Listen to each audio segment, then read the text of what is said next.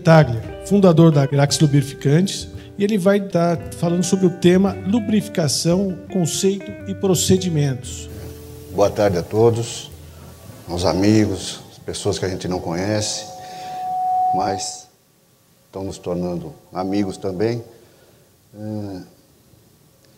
Para nós é uma honra a Grax ter sido convidado para participar desse evento. Eu agradeço a Celcom. E o que eu gostaria de falar, na verdade, não é nenhum assunto técnico como todos os que foram abordados até agora. Vocês não vão falar especificamente sobre produtos, componentes, aditivos, alguma coisa assim. O que nós queremos falar e abordar é sobre lubrificação em si, sobre o outro lado da lubrificação, o ponto de vista do lubrificador, daquele que utiliza produto, da empresa que compra lubrificante, como ela enxerga, como ela vê isso, né? Por isso que a gente chama de conceito e procedimentos, né?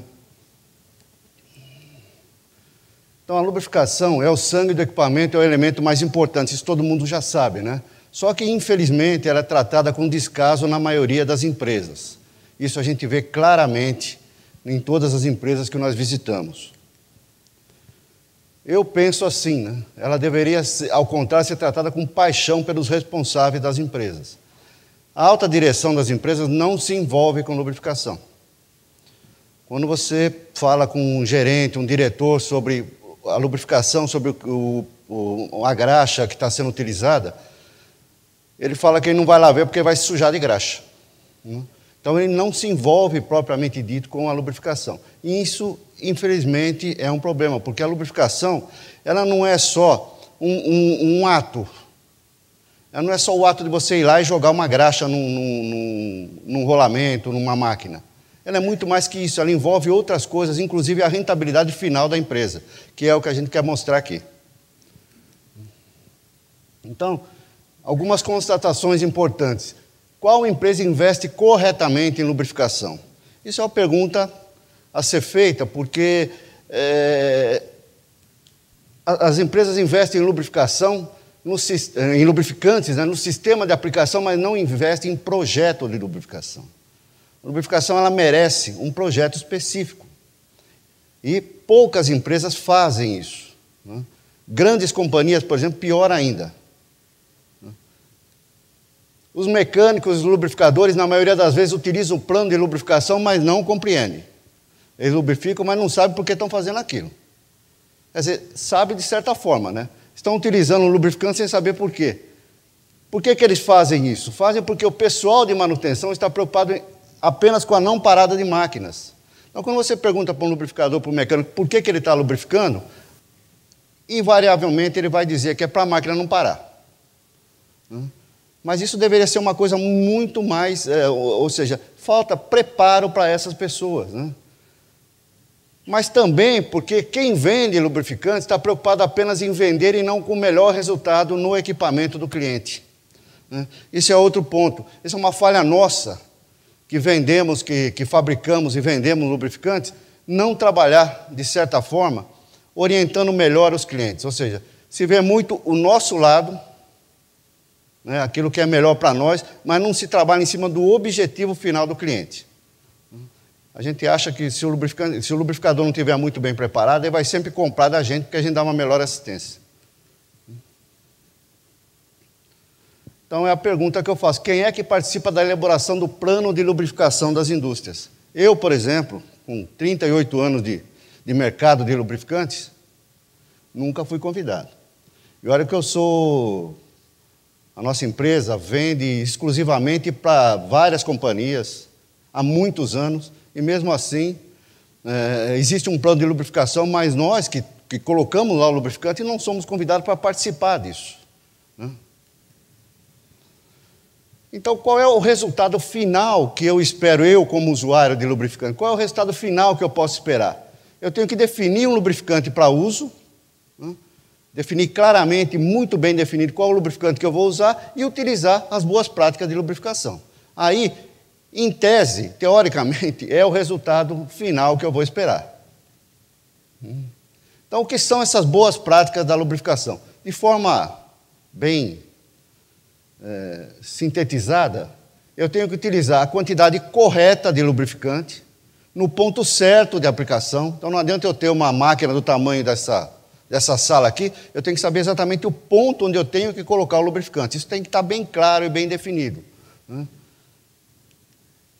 Eu tenho que estabelecer períodos corretos, períodos certos de aplicação de produtos e utilizar um sistema de aplicação adequado, bem dimensionado, que possa levar a quantidade correta no ponto certo e nos períodos determinados, né? Então, é claro que as boas práticas de lubrificação ainda envolvem aí limpeza de equipamento, conservação do lubrificante, armazenagem, uma série de coisas, mas de forma simplificada, isso aí, lá no local, na máquina, seriam as boas práticas de lubrificação que nós falamos.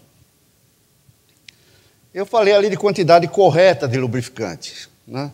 O que se conhece a nível de quantidade correta é, por exemplo, no enchimento, ou na primeira lubrificação, você pode usar as fórmulas que tem no mercado, né? 0,010 vezes o diâmetro externo, vezes a largura do rolamento, por exemplo, vai te dar uma quantidade em gramas. Isso aí todo mundo conhece. Ou pelo fator dN, né, que é o diâmetro médio medido em milímetros, versus o número de rotação por minuto. Aí, no caso do mancal, te dá a quantidade que você vai te dar um número que determina a quantidade que você põe de graxa no mancal, né? Que vai desde uma quantidade mínima, 30% do mancal, até 100% do mancal.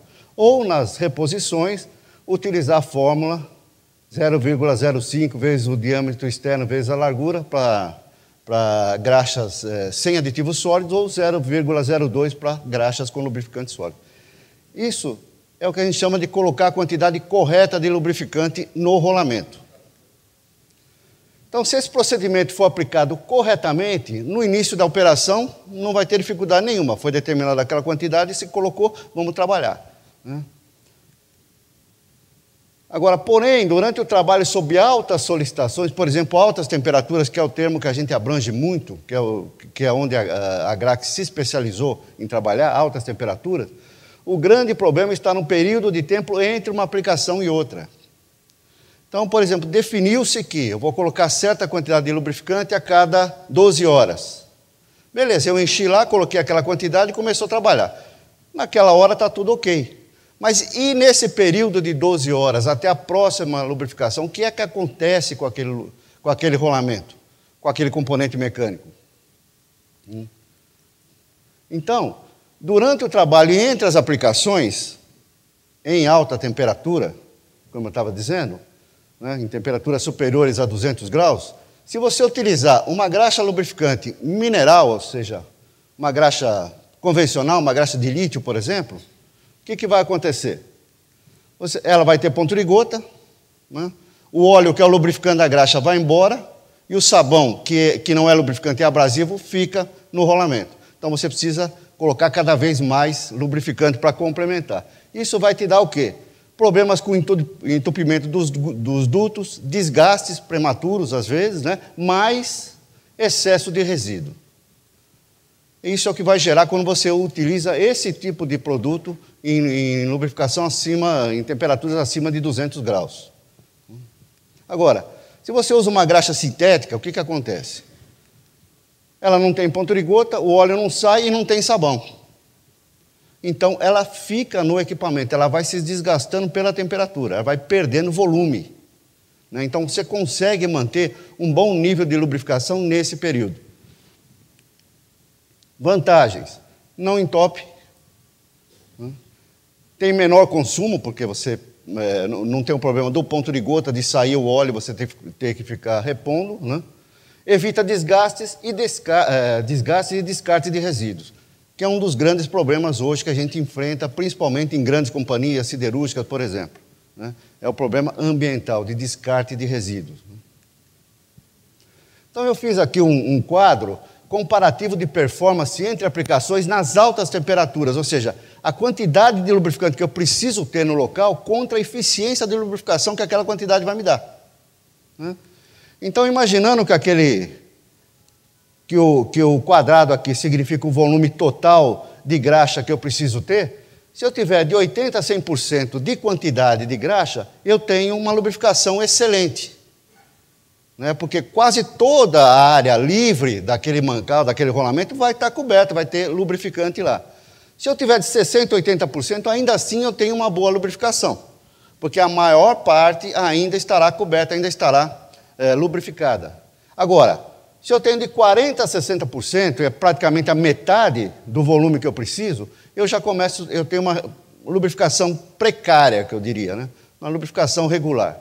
E os quadros abaixo, nem preciso falar, né? De 20% a 40% é lubrificação ruim e de 0% a 20% péssima. E é isso que acontece quando se usa graxa mineral em temperatura acima de 200 graus e estabelece períodos maiores de lubrificação. No começo você tem lá 100%, 80%. E em seguida você já começa a ter falha de lubrificação. Então, o que a gente deve objetivar sempre? Manter uma lubrificação excelente ou boa, ou seja, uma quantidade de lubrificante no mínimo 60%, 70% daquele rolamento, daquele mancal coberto com graxa. Deve evitar sempre uma lubrificação regular, porque você está trabalhando com esforço maior no rolamento, por exemplo, ou no mancal, e isso vai gerar um desgaste prematuro e a vida útil desse componente vai ser diminuída com certeza. E não permitir jamais uma situação como essa de lubrificação ruim ou péssima. Ainda nesse quadro,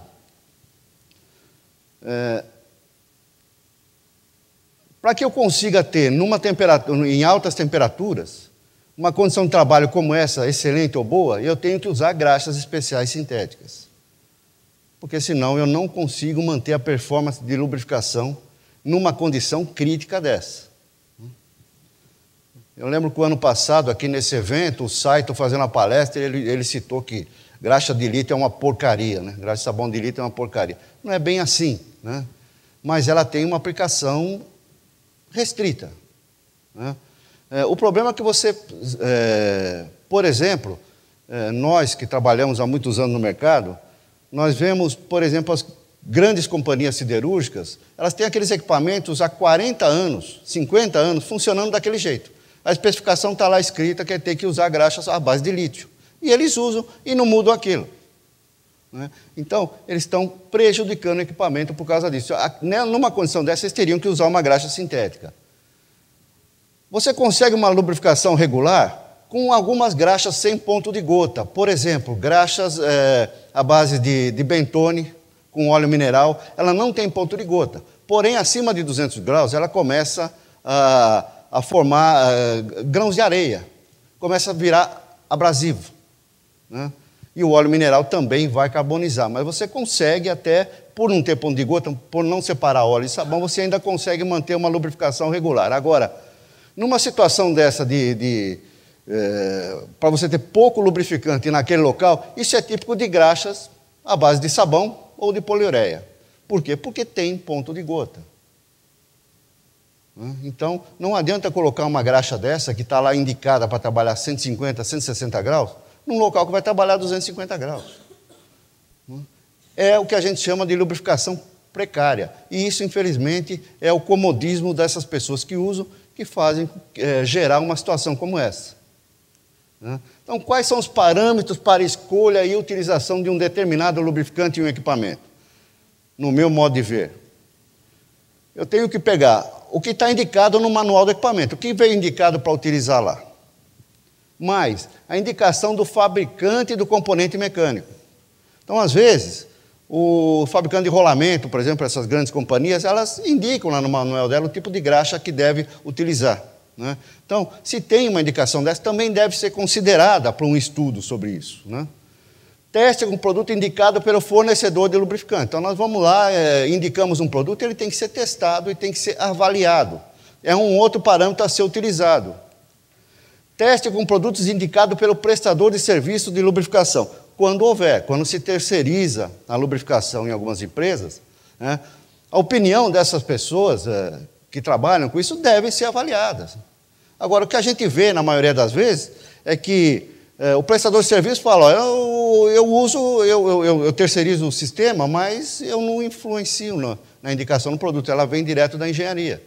E isso é realmente um problema. Conhecimento técnico do pessoal de engenharia. Esse pessoal tem bagagem, eles trabalharam em outras empresas, eles conhecem essas aplicações. Então, eles têm que usar a experiência que eles têm também em cima disso. Agora, o que se vê, na verdade, é isso aqui. Apenas os itens 1 e 2 é que são utilizados para formular a especificação do lubrificante. Ou seja, você faz tudo isso aí, ele só leva em conta o que está no manual e o que é indicado pelo fabricante do componente mecânico. E não mudam isso aí.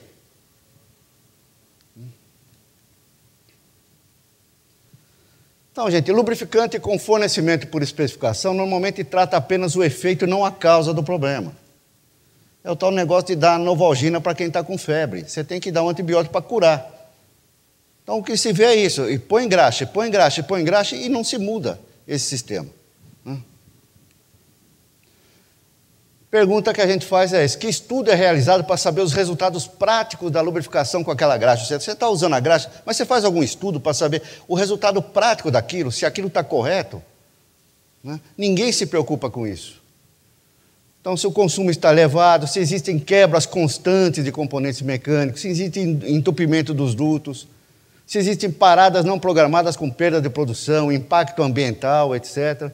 Na verdade, poucas pessoas a nível gerencial questionam o porquê estão utilizando aquela graxa ou óleo. Não existe envolvimento dessas pessoas. Então, essas pessoas deveriam questionar que consequências o uso daquele lubrificante traz ao custo final do produto fabricado. Eu visito siderúrgica de grande porte, tem sala lá que tem gráfico pendurado para tudo que é lado. Lá, eles controlam um monte de coisa. Agora, você não vê isso aí. Controle sobre isso. Sobre lubrificação. Então, às vezes estão usando um produto certo, conveniente, dá uma crise, olha, corta, usa a graxa comum aí. Dizendo, eles não estudam, eles não conhecem profundamente. Quem está lá em cima não conhece, quem está lá embaixo também não se interessa muito, em fazer a coisa mudar. Então, falta um maior envolvimento com as questões de lubrificação nas empresas. Eu vi esses dias na internet isso aí, eu achei interessante colocar. Você sabia que, segundo a SKF, 43% dos rolamentos quebram devido à falha de lubrificação? Isso é dado estatístico. Que, segundo a SEW, 39% dos redutores quebram devido à falha de lubrificação e 23% devido a sobrecargas. Que os desgastes causam um prejuízo anual de aproximadamente 12 bilhões de dólares ao Brasil. Isso é absurdo. Mas isso é um número real. Que partículas sólidas suspensas no lubrificante reduzem a vida útil de um rolamento em até 10 vezes. Alguém se preocupa em colher uma amostra da graxa que está lá dentro do rolamento ou do óleo e mandar para o fabricante da graxa, para o fornecedor, para que ele faça uma análise, para saber como é que está o desgaste, ou você fazer uma ferrografia ou um outro tipo de análise? Se nós, fornecedores, se nós tomamos a iniciativa de pedir, eles até fazem, mas por iniciativa própria ninguém faz isso. E isso é um erro grave. Que 550 ppm de água no óleo reduz a vida útil de um rolamento em até 70%. Tem mais ainda. Dados colhidos em uma usina siderúrgica de grande porte, mostraram que 1/3 das paradas de máquinas tinham como causa problema de lubrificação. Olha o absurdo que tem isso aí. Isso tudo por quê? Por lubrificação incorreta. Então, isso é dinheiro jogado fora. Mais fácil pegar uma lata de lixo e jogar dinheiro, ao invés de jogar outras coisas lá dentro. Por isso que eu trabalho muito isso com o meu pessoal e quando eu visito as empresas, é o conceito de lubrificação. No meu modo de ver, o que está errado em tudo isso aí, é o conceito de lubrificação que é aplicado. Então, a lubrificação ela pode ter várias definições, enfoques, ou ainda pode ser compreendida de várias maneiras. O que eu quero dizer com isso? Sob o ponto de vista técnico, lubrificar é interpor uma película deslizante entre duas superfícies em contato, com movimento relativo entre si, a fim de reduzir o atrito entre elas. Isso aí todo mundo sabe, isso é o que existe de mais básico no mercado a nível de lubrificação, de lubrificante. Então, enxergando dessa forma, se leva-se em conta apenas o aspecto operacional do equipamento. Então, qual é a visão do mecânico lubrificador? Como eu disse lá na frente, ele não sabe por que ele está lubrificando. Ele não tem esse conhecimento. Então, a lubrificação evita a parada de máquinas. Então, você A gente chega na empresa e vai perguntar para ele, por que você está usando essa graxa? Para a máquina não parar. Na verdade, ele nem sabe por que ele está usando aquela graxa. Ele sabe que é para não parar a máquina. Se você colocar lá, sei lá, chantilly lá, ele vai colocar. Se você colocar na frente, ele vai colocar aquilo na máquina. Isso é um erro muito grave. Então, na visão dessas pessoas lá de baixo, a lubrificação é apenas para evitar parada de máquinas.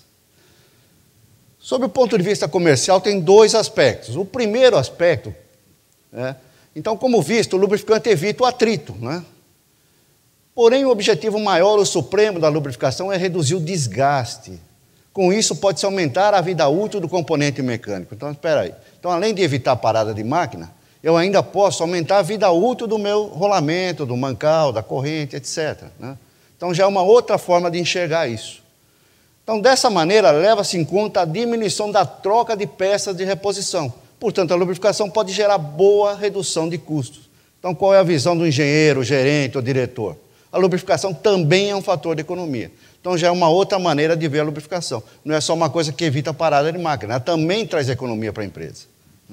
Agora, tem o outro aspecto comercial, que é a visão do comprador. O cara que está lá em cima no escritório, no departamento de compras. O departamento de compra precisa de 3 fornecedores cadastrados para cada item de compra, né? Quem trabalha com ISO 9000, então, é obrigado a isso, né? Portanto, as condições comerciais são decisivas para a aquisição do lubrificante. Então, se o comprador tem lá 3 produtos cadastrados, tem uma graxa que custa R$10 o quilo, tem uma outra que custa R$12. A de R$10 ele precisa usar 150 quilos por mês, ele não sabe disso. A outra custa 12, mas ele usa só 100 quilos. Ele vai fazer o quê? Ele vai comprar a mais barata. Então, dessa maneira, o que é levado em conta é apenas o preço e não o custo do produto. O produto pode ser mais caro, pode ter um preço maior, mas um custo muito menor pela quantidade que você vai usar, pelos outros benefícios que esse produto vai trazer. Então, qual é a visão do comprador? O lubrificante é apenas mais um item de compra. Então, já é outra maneira de se ver a lubrificação nas empresas. E o mais importante, que infelizmente quase ninguém vê, é esse outro aqui, que é o ponto de vista da rentabilidade da empresa. O lubrificante certo otimiza todo o sistema de lubrificação do equipamento. E quando corretamente utilizado, ele aumenta o índice de produtividade da máquina, diminuindo ou eliminando o descarte e o tratamento de resíduos. Então, dessa maneira, leva-se em conta o aumento da rentabilidade da empresa, pois além dos fatores mencionados antes, parada de máquina e até quebra de componentes, aumento de vida útil, né? E da redução do ônus ambiental pela menor quantidade que vai se usar, etc., ainda consegue-se aumentar a produtividade com melhores resultados e impacto direto no nível de empregos. Então, qual é a visão que dificilmente alguém tem dentro da empresa? A lubrificação certamente agrega valor. E isso é uma coisa importante que ninguém se dá conta. É um fator muito importante no processo de lubrificação que deveria ser melhor estudado, né? Uma máquina, se ela é projetada para trabalhar 10.000 horas, não adianta o cara falar, mas eu consigo trabalhar 99% do tempo, eu consigo trabalhar, 10.000 horas, 1%, significa quantas horas? 100 horas paradas. 100 horas de produção parada, gente, é muita produção, é muita perda, é absurdo isso. Isso não se admite, né? Então, a máquina tem que trabalhar 100%, ou 99,9999, e assim vai. Então, como entender isso? O pessoal operacional tem foco em não parada de máquina. O pessoal de engenharia tem foco em não quebra de componentes. O pessoal de compra tem foco apenas no menor preço de compra. Então, onde está o foco na rentabilidade da empresa? Não se fala a mesma língua dentro dessas companhias. É esse o grande problema. Então, isso ocorre exatamente porque cada profissional dentro da sua área de trabalho possui um conceito diferente sobre a lubrificação. Esse conceito é, então, aplicado sobre o seu nível de interesse pessoal ou do seu setor de trabalho. Não existe uma única linguagem. Por isso que eu falo que, a partir disso, torna-se absolutamente necessária a mudança e unificação do conceito de lubrificação para a otimização do resultado global da empresa. Como eu disse, engenharia, diretoria, alta direção não se envolve com a lubrificação, eles acham que vão sujar a mão. Deveriam sim, fazer um estudo em cima disso, que a lubrificação é muito mais importante do que eles acham que é. Então, eu procurei na internet também algumas definições para conceito, né? E vi lá que mudança de conceito significa mudança de atitudes. E aí entra diretamente no que eu falei antes, o comodismo que existe nas empresas. Aquela determinada empresa siderúrgica trabalha há 40 anos daquela mesma forma, né? E não muda, porque aquilo já está no centro de custo, né? já é calculado no custo final do produto, eles não mudam. Então, para mudar um conceito, você vai ter que mudar a atitude. E aí você vai falar com o cara lá e falar, por que eu vou mexer com isso? Falta um ano para mim me aposentar. Isso sempre foi assim, nunca ninguém me cobrou nada, por que eu vou mexer com isso agora? E aí você começa a ter um outro tipo de problema. Conceito é uma previsão de resultado que necessita de um projeto para ser executado. Então não adianta só a atitude de mudar, você vai ter que fazer um projeto. Aí vai ter que trabalhar, né? E aí você incorre novamente no mesmo problema. Pode ser baseado em experiências positivas anteriores para estabelecermos o resultado futuro esperado. Então, as pessoas, as empresas, os fornecedores têm experiências anteriores que podem ser passadas para essas empresas. Infelizmente, não existe uma interação para que se busque isso, que se troque experiências a respeito disso. Então, para mudarmos um conceito, precisamos de atitudes proativas. Atitudes proativas são aquelas que podem realmente mudar a nossa vida, ou seja, nós temos que nos antecipar a qualquer coisa, buscar, não esperar que nos cobrem nada, buscar alternativas. Esse é o ponto que eu acho. Então, portanto, admitimos a mudança de conceito desde que esta mudança nos traga algo que mude o futuro. Então, eu preciso saber o que eu quero exatamente. Quem conhece a ISO 9000 deve conhecer bem isso aí, que é o programa 5S, né?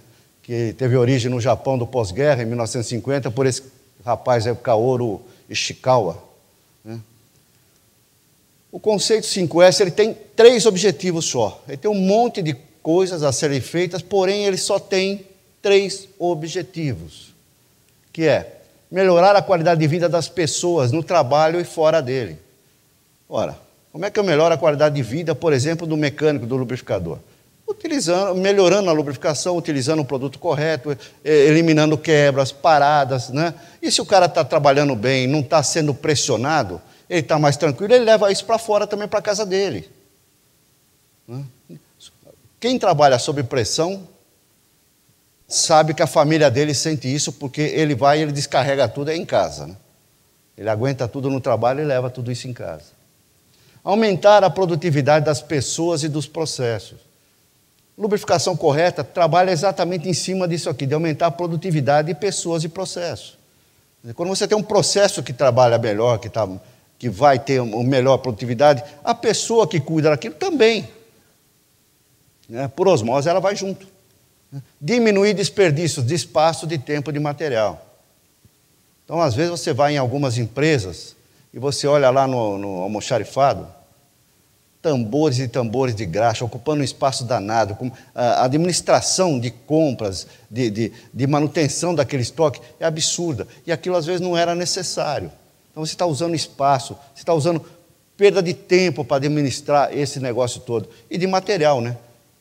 Quando você envolve lubrificação, quando você tem que trocar um rolamento porque ele quebrou, porque parou, você vai usar mão de obra, você vai usar material de limpeza, você vai usar produtos para tratamento de efluentes e uma série de coisas. Então, esse programa 5S tem tudo a ver com a lubrificação exatamente porque os 3 objetivos comportam diretamente o aspecto da lubrificação. Então, o conceito de lubrificação sob o ponto de vista do usuário do lubrificante numa condição daquela de alta temperatura é esse aqui. Ele tem que somar o conhecimento técnico próprio que ele tem e mais o histórico do equipamento, que está em negrito aí porque eu vou falar depois, né? Mais o conhecimento técnico do fabricante de lubrificantes. Então, ele tem que usar a experiência do fabricante do lubrificante, e não achar que ele sabe tudo, como às vezes, infelizmente, a gente vê.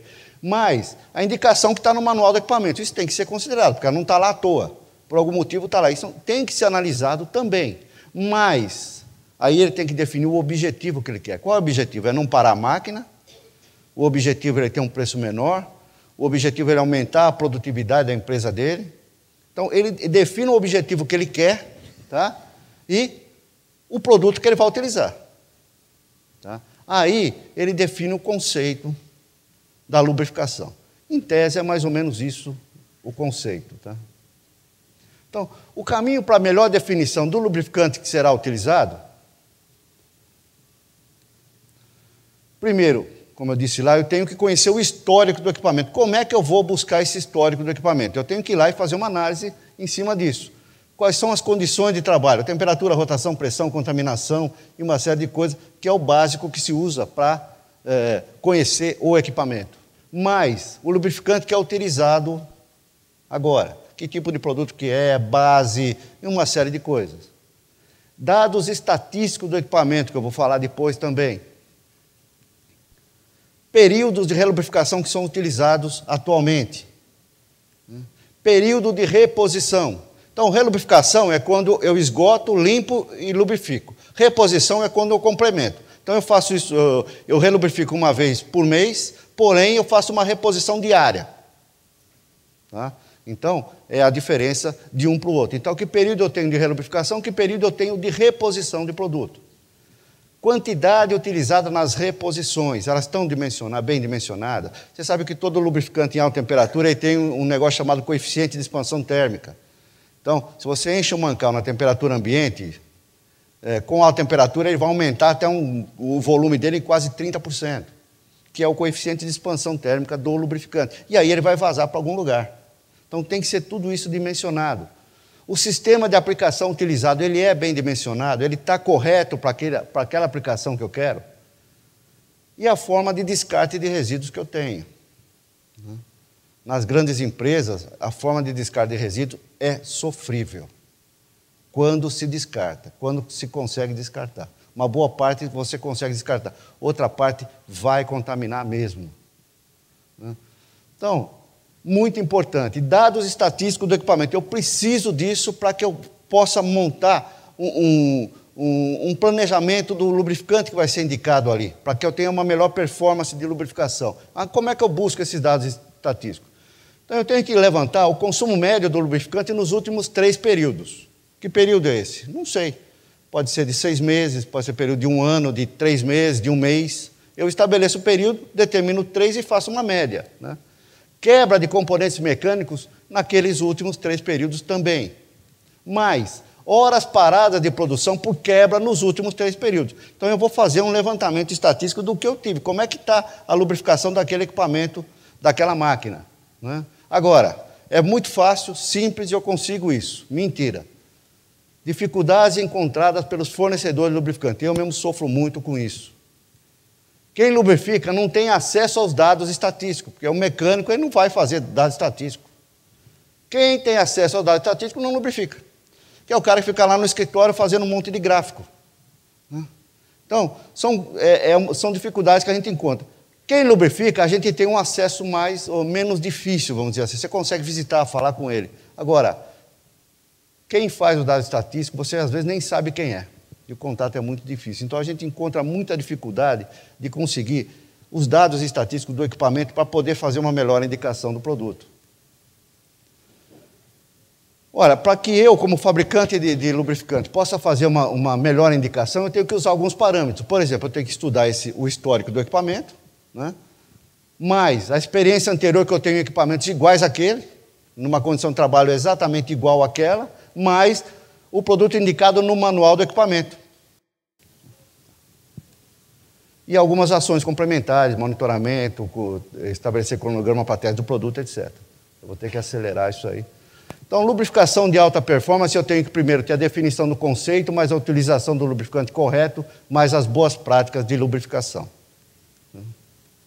Vou agora dar um exemplo de mudança de conceito que eu acho muito importante. O trabalho que nós fizemos numa siderúrgica de grande porte. Tá? O que nós encontramos? Um plano de lubrificação correto, boas práticas de lubrificação implementadas, utilização de uma graxa indicada pelo fabricante do equipamento, aplicação através de sistema centralizado bem dimensionado, abastecendo todo o equipamento, sistema de coleta e descarte de resíduo carbonizado bem funcional, manutenção preventiva sendo executada normalmente, plano para troca de componentes em caso de paradas não programadas, eles tinham um plano para isso, procedimentos gerais em ordem. Portanto, a empresa havia definido como seria a lubrificação daquele equipamento e executava normalmente há 40 anos. Então, dessa forma, eles tinham um custo anual com a graxa lubrificante naquele equipamento de R$ 498 mil. Uma mesa de rolos, acho que com 180 mancais, uma coisa assim. Só a graxa, o custo da graxa era R$ 498 mil por ano, é o que eles tinham lá. Aí nós aparecemos lá e fizemos algumas questões. Por que existe um sistema centralizado injetando a mesma quantidade de graxa em todos os pontos? Sendo que nos mancais da saída do forno a temperatura é muito maior e constante. Em outros pontos é bem mais baixa, apenas com picos, né? Consequentemente, o consumo é diferente de ponto a ponto. Porque havia necessidade de uma parada semanal de 6 horas para manutenção preventiva. Consequentemente, o índice de produtividade era muito baixo. Se a temperatura de trabalho é superior a 250 graus, por que estão utilizando uma graxa à base de sabão de lítio, que estava indicada no manual, cuja temperatura de trabalho no próprio boletim técnico dela é de 150 graus no máximo? Consequentemente, o produto não está adequado para essa aplicação. O pessoal da engenharia estava tudo ok, funcionava daquele jeito há muitos anos, estava tudo certo. Então, o que estava errado não eram os procedimentos, o plano de lubrificação, o sistema de aplicação utilizado, o sistema de coleta e descarte de resíduos, ou o índice de produtividade do equipamento. O que estava errado era o conceito utilizado na lubrificação. Eles priorizavam apenas a não parada de máquina, quando deveriam desenvolver um projeto de redução dos custos operacionais com aumento de produtividade. A não parada de máquina torna-se, então, um benefício adicional. Dessa forma, estão priorizando a rentabilidade da empresa. Hoje usam uma graxa especial e conseguem tudo isso aí, diminuição de tempo de paradas, alocação de mão de obra para outras atividades nas paradas, aumento de vida útil dos componentes em 5 vezes, eliminação do descarte e tratamento de resíduos, eliminação das paradas de produção não programadas. 3 minutos. Desenvolvimento de um sistema de aplicação apenas para os pontos críticos. Então, através desse procedimento, com a mudança do conceito, hoje a lubrificação está custando R$ 220 mil aproximadamente, ou seja, uma redução alcançada de 55,83% ao ano no custo do lubrificante, com a mudança do conceito. Tá? Então, graxa com ponto de gota em locais de equipamento de alta temperatura ocasionam isso aí, alto consumo, problema com descarte, manutenção corretiva, alto custo de mão de obra, alto custo de perda de produção e etc. Tá? Então, gente, importante, antes de se pensar na agilização dos processos, no aumento da rentabilidade da empresa, torna-se fundamental que as fontes de desperdício sejam eliminadas. O que mais intriga é o que fazer e como fazer para as pessoas saírem da passividade para atitudes proativas, é o que a gente não vê. Esse aqui é apenas um slide, para terminar, é o último, é um slide apenas meramente ilustrativo, tá? Como é que eu vejo isso aí, tá? Então, por exemplo, nós pegamos lá 1 quilo de graxa sintética nossa, né? Ela equivale, numa aplicação dessa de alta temperatura, e essa graxa gera 0 resíduo de carbono, tá? Equivale a mais ou menos 60 quilos, utilizando 60 quilos de uso de graxa mineral. Esses 60 quilos de graxa mineral vão gerar mais ou menos 10 quilos de resíduos de carbono, que vão, invariavelmente, uma parte deles vão contaminar o meio ambiente. Né? E isso quer dizer dinheiro jogado na lata do lixo. Ao mesmo tempo, esses 60 quilos de graxa mineral, numa aplicação dessa que não é conveniente, vai gerar o quê? Quebra de componentes mecânicos. Quebra de componente mecânico gera o quê? Mão de obra. E isso é de graça? Não é de graça. Isso gera mais custo que é jogado na lata do lixo. É mais dinheiro na lata do lixo. Agora, se quebra o rolamento, o que acontece? Para a produção. E produção parada significa o quê? Desespero na diretoria. Por que parou? Por que está assim? E isso vai gerar o quê? Dinheiro jogado fora e prejuízo na rentabilidade da empresa. Tá? Então, gente, é isso que eu queria mostrar para vocês. Eu agradeço, tá? E estou à disposição.